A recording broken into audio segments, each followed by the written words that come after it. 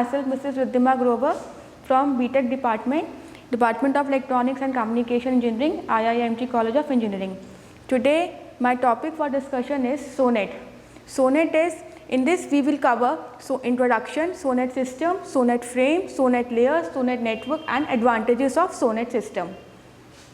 Sonet is Synchronous Optical Network and it's a standard for optical telecommunication transport.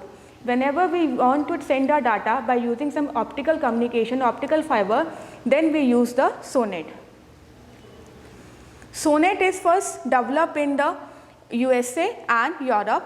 Sonet is developed by ANSI, American National Study Institute, and similarly we have one more term, that is SDH, Synchronous Digital Hierarchy. It is developed by ITUT, International Telecommunication Union. In a Sonet system we have three main things. One is signal, other is devices, and the third one is connections. In the signals we have electrical signaling levels called as synchronous transport signals, that is STS. Then the corresponding optical signals are called optical carrier. Similarly for the STS we have a similar system called synchronous transport module, STM. These are the system. If we take the example for the optical carrier signal 3, OC3, then we have this electrical signal STS3. Then for the ITU it is STM1 and the bandwidth used is 155.52 megabit per seconds. Now the devices used in the Sonet systems are STS multiplexers, STS demultiplexers, regenerators, add-drop multiplexers and terminals. STS, this is the Sonet system. In this we have STS multiplexers, then these are the regenerators, then this is add or drop multiplexers, then again we have one more regenerator, and then this is STS demultiplexer. STS multiplexer and demultiplexer, basically it at the multiplexer level, the signal, electrical signal is converted into the optical signal, and at the demultiplexer level, the optical signal is again converted into the corresponding electrical signal. Then regenerators are basically a power booster, or we can say it's a repeater that is added in the system to extend the length of the links.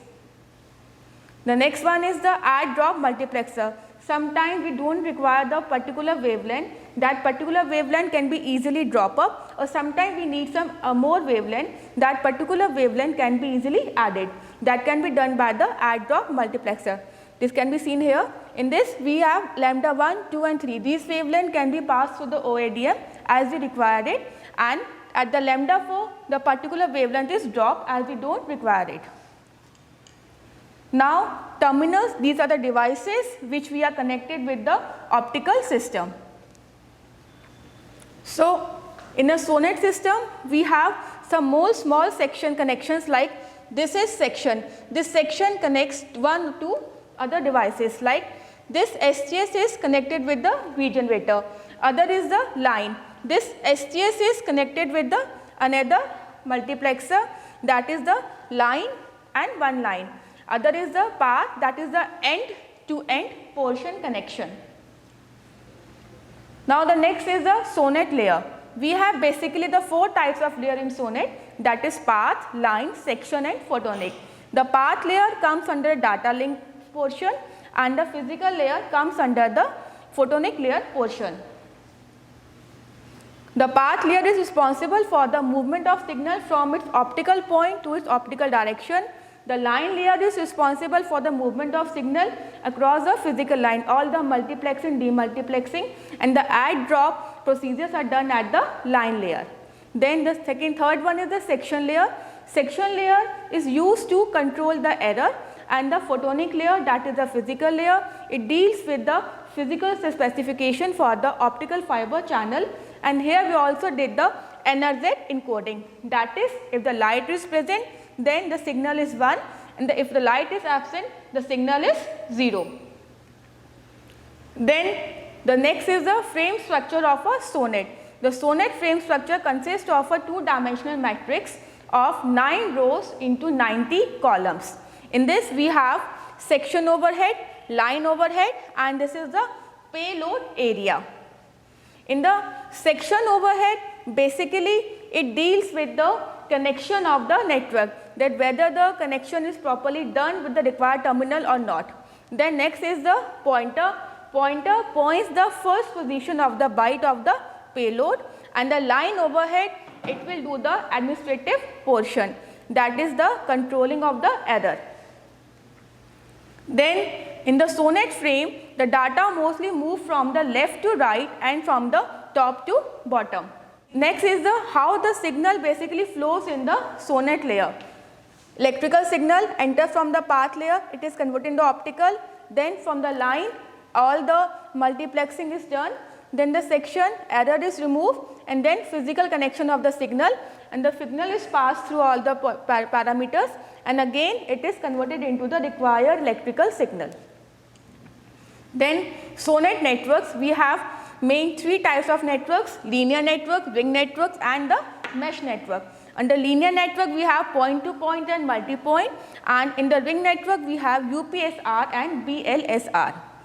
In the point to point, a single multiplexer is connected to the single demultiplexer with sometime one or more than one repeater or the ADMs. Then in a multi-point network we use ADMs to allow communication between several terminals like this. We are using one ADM. Then the next time, one more thing, mostly Sonet network uses the automatic protection switching. Here we have one working line, data is connected in this working line, and the other is the protection line. Sometimes if the switch gets failure, then the data can travel from this protection line. Then one-to-one APS, in this data normally sent on the working line, and data is sent on the protection line only if the signal get failed. One-to-many APS, in this all the data is transferred to the working line, and there is only one protection line for all the data. Then the next network used in the Sonet is the ring network. Ring is a unidirectional path switching link. Here this is the sender, and it is sending the data to all the networks. So it is only one sided, and the other line which is dotted one, that is the protection ring. Next, the network is a BLSR, that is bidirectional line switching ring. Here we can see that network can flow from this direction and also can flow from the other direction. The dotted line in the middle is the protection ring. The network where one is the receiver, other one is the sender. The last is the mesh network. When sometimes the traffic increases on the ring, then we need to upgrade the network by the mesh network. These are the advantages of Sonet. First of all, the network complexity can be easily reduced. Second one, the bandwidth management is very much efficient. Then we have flexible topologies. The next is the data rate is the high, and the protection of bandwidth is properly done. This is the summary what we had done in this whole presentation, that is introduction of the Sonet, what are the requirements of the Sonet, in which layer Sonet work, frame structure of a Sonet, and the Sonet network. Thank you so much.